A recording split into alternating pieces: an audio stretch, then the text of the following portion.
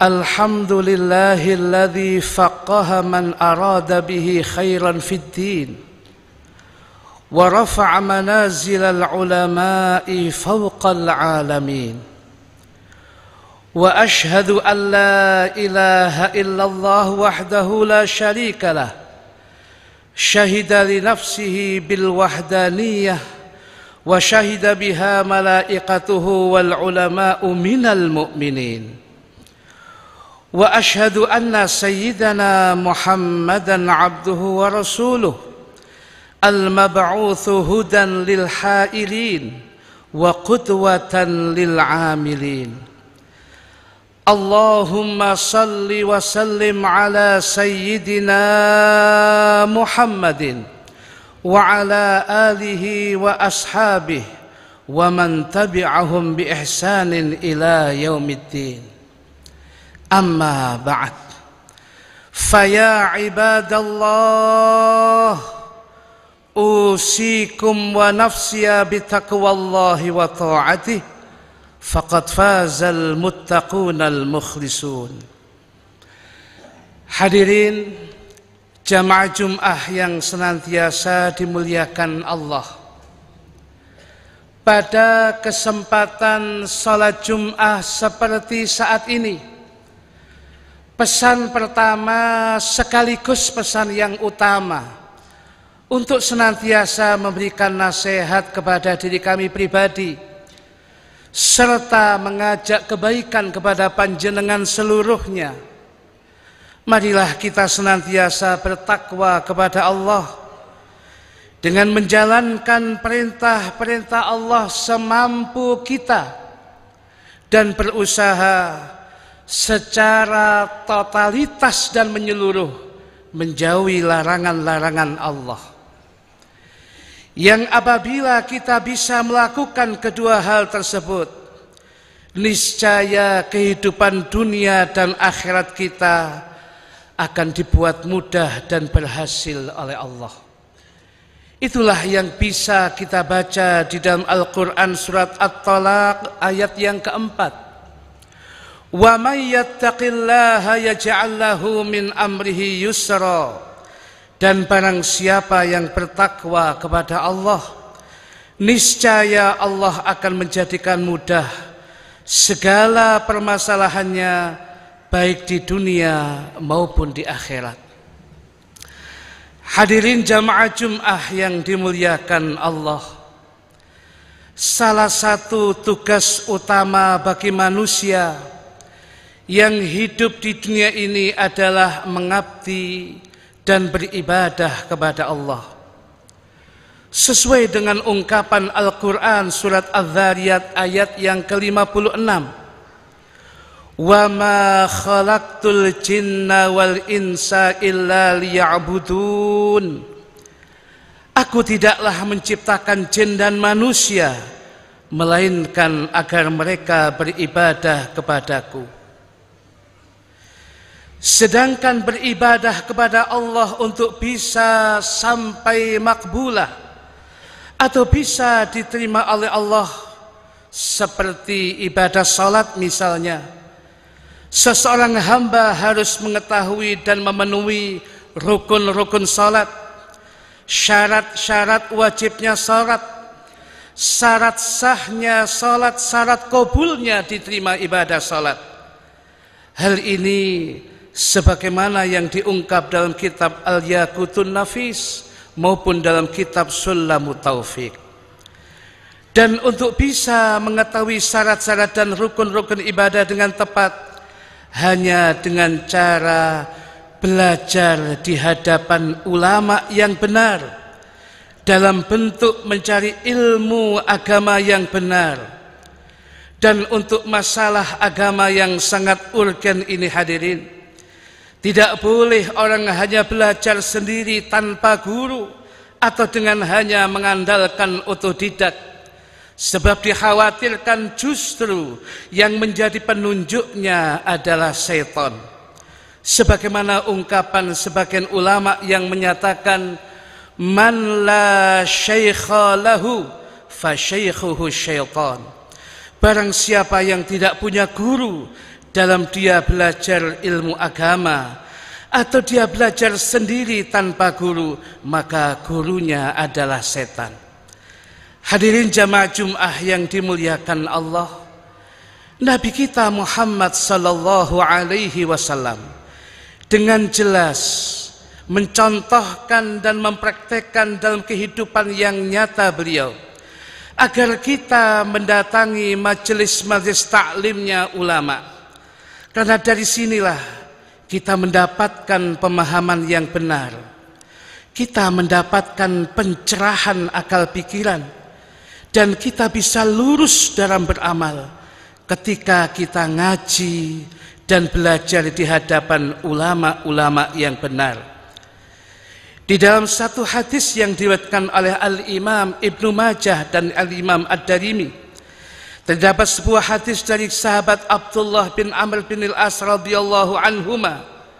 Beliau pernah bercerita, suatu hari Rasulullah sallallahu alaihi wasallam keluar dari salah satu bilik rumahnya menuju masjid. Di dalam masjid itu beliau mendapati dua kelompok sahabat yang berkumpul. Kelompok pertama adalah golongan orang yang sedang membaca dan mentadaruskan Al-Quran serta bermunajat kepada Allah. Sedangkan kelompok kedua adalah sekumpulan sahabat yang sedang sibuk mempelajari dan mengajar ilmu agama. Setelah melihat kedua kelompok itu, Nabi kemudian bersabda, kullun ala khair, keduanya berada dalam kebaikan. Kelompok yang sedang membaca Al-Quran dan berdoa kepada Allah, jika Allah berkehendak dia akan langsung mengabulkan, atau kemudian masih menundanya di waktu yang lain. Adapun kelompok yang satunya adalah orang yang sedang sibuk belajar mengajar ilmu agama, dan beliau pun kemudian bersabda, wa innama bu'ithu mu'alliman, sesungguhnya aku diutus sebagai seorang guru. Setelah mengucap ungkapan tersebut, Rasulullah sallallahu alaihi wasallam ikut bergabung bersama mereka, orang-orang yang sedang sibuk mencari dan mengajar ilmu.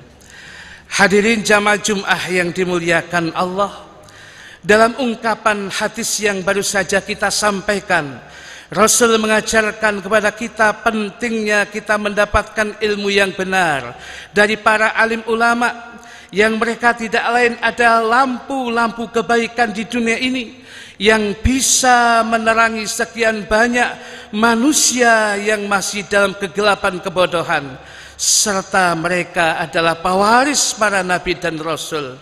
Hal ini sebagaimana yang disampaikan oleh Nabi kita Muhammad sallallahu alaihi wasallam dalam sebuah hadisnya yang kami kutip dalam kitab Al-Jami'us Shaghir, al-ulama'u masabihul arab wa khulafaul anbiya wa warathatul anbiya, rawahu Ibnu Adi fil Kamil. Para alim ulama adalah lampu-lampu penerang di bumi. Mereka adalah pengganti para nabi, dan merekalah para pewarisku dan pewaris nabi. Hadis riwayat Imam Ibnu Adi dalam kitab Al-Kamil. Hadirin jamaah Jum'ah yang dimuliakan Allah, ulama yang seharusnya kita datangi majelis taklimnya, kita ambil ilmu-ilmunya, menurut pandangan kita adalah ulama-ulama yang sunni syafi'i, ulama-ulama yang berpegang teguh dengan ajaran ahlu sunnah wal jamaah, dan kebetulan di Indonesia dia adalah bermadzhab syafi'i. Dan sebagian ulama menambahkan bahwa ulama yang kita cari untuk kita ambil ilmu dan hikmahnya adalah ketika mereka mengajarkan 5 perkara dan mengajak kita untuk meninggalkan 5 perkara yang lain, sebagaimana diungkap dalam sebuah hadis Nabi yang diriwayatkan oleh Imam Ad-Dailami dan Imam Abu Nu'aim Al-Asbahani, yang menandaskan la tajlisu inda kulli alimin illalladzi yad'ukum minal khamsi ilal khams. Janganlah sekali-kali kalian duduk, janganlah sekali-kali kalian duduk di majelis taklimnya setiap ulama, kecuali ulama tersebut mengajak meninggalkan 5 perkara untuk kemudian melakukan 5 perkara yang lain. Yang pertama hadirin, minasyakki ilal yakin. Yang dulunya seseorang dalam belajar dan mengamalkan agama masih dipenuhi dengan keraguan dan ketidakyakinan, tapi setelah duduk dengan ulama tersebut, dia menjadi orang yang yakin dan mantap dalam praktek agama yang ia jalankan. Ini ulama yang benar hadirin. Yang kedua hadirin, wa minal kibri ila tawadhu. Dulu dia adalah orang yang angkuh, sombong, gampang pamer dengan apa yang dia miliki. Tapi setelah duduk di majelis ulama yang benar, perasaan angkuh dan sombongnya terkikis, berubah menjadi sifat tawadhu, rendah hati, gampang menghormati orang lain. Ini majelis ulama yang benar hadirin. Wa minal adawah ila nasihah. Yang ketiga, dulu gampang memusuhi dan bermusuhan dengan orang lain, tetapi ketika dia rutin hadir di majelisnya ulama, berubah menjadi sosok manusia gampang berteman, gampang bersahabat, dan gampang menghargai orang lain. Ini adalah majelis yang tepat. Sedangkan yang keempat, wa minar riya ilal ikhlas. Dulu ketika dia beribadah, seringkali disisipi keinginan supaya dipuji dan dibanggakan oleh manusia. Tapi setelah duduk di majelisnya ulama, semua terkikis habis, berubah menjadi orang yang mudah ikhlas dalam beribadah dan berbuat kebajikan. Dan yang kelima, wa minar raghbah ila zuhdi. Dulu dia adalah manusia yang sangat ambisi kepada harta, ambisi dengan jabatan dan sanjungan manusia. Tapi setelah duduk di majelisnya ulama yang benar, semua terkikis habis, berubah menjadi orang yang zuhud dan bercita-cita hanya kebahagiaan akhirat saja. Hadirin jamaah Jum'ah yang dimuliakan oleh Allah, dan apabila di antara umat Islam, lebih-lebih di akhir zaman, sudah tidak mencari majelis-majelis yang semacam ini, justru mereka lebih asik dengan harta duniawinya, justru mereka lebih menikmati jabatan duniawinya, lebih senang dengan popularitasnya. Kemudian dia jauh dengan majelis-majelis taklim, jauh daripada ulama-ulama yang sholihin mengajarkan kebenaran dan keyakinan. Maka mengakhiri dari khutbah yang bisa kita sampaikan ini, untuk menjadi renungan kita hadirin, sebuah athar yang disampaikan dalam ungkapan awal kitab Nasaihul Ibad. Sayati zamanun ala ummati yafirruna minal ulama wal fuqaha fayabtalihimullahu bithalathi baliyat. Bakal datang suatu zaman yang menimpa pada umatku, mereka adalah orang-orang yang lari dan menjauh dari ulama dan fuqaha. Maka kemudian Allah menimpakan kepada mereka dengan 3 bala dan musibah. Yang pertama, ulaha yarfa'ullahul barakah min kasbihim. Allah mengangkat dan menghilangkan keberkahan dari usaha dan pekerjaan mereka. Sedangkan yang kedua, yusallitullahu ta'ala alaihim sultanan zaliman. Allah Ta'ala akan menimpakan kepada mereka, mereka dikuasai oleh pemimpin yang zalim. Sedangkan yang ketiga, yakhrujuna minad dunya bighairi iman. Mereka keluar dari dunia dengan tanpa membawa iman. Na'udzubillah min dzalik. Hadirin jamaah Jum'ah yang dimuliakan Allah. Akhirnya semoga kita masih diberikan waktu dan kesempatan untuk berdekatan dengan para ulama, penerus perjuangan Nabi.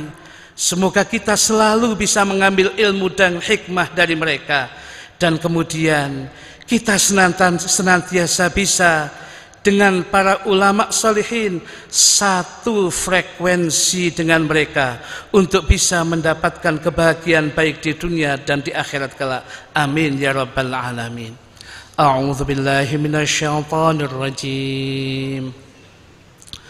Bismillahirrahmanirrahim.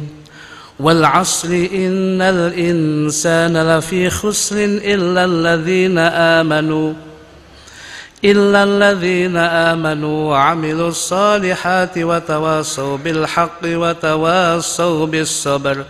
Barakallahu li wa lakum fil Qur'anil 'azim wa nafa'ani wa iyyakum bima fihi minal ayati wadh-dhikril hakim wa taqabbala minni wa minkum tilawatahu innahu was-sami'ul 'alim wa qul rabbighfir warham wa anta khairur rahimin.